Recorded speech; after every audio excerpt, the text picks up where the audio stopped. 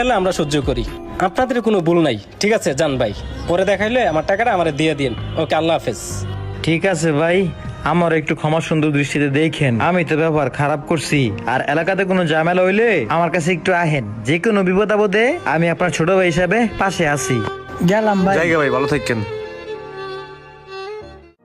আমার পোলার আজকে গরুর মাংস দিয়ে ভাত খাইতে চাইছিল, আমি এখন গরুর মাংস কিভাবে কিনি দেখি, এখানে ডিম নিয়ে যাই। আর কি করবো, ভাগ্য খারাপ। ভাই আমার খালি ডিম দেন তো।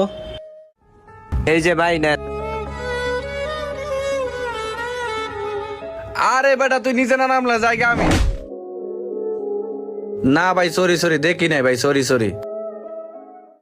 আচ্ছা ঠিক আছে ভাই, ঠিক আছে। আসলে মানুষের মাঝে একটা অঙ্গ যদি না থাকে তাহলে বাস্তব পৃথিবীটা কেমন এটা বোঝা যায়। ভিডিওটি ভালো লেগে থাকলে অবশ্যই লাইক কমেন্ট শেয়ার করে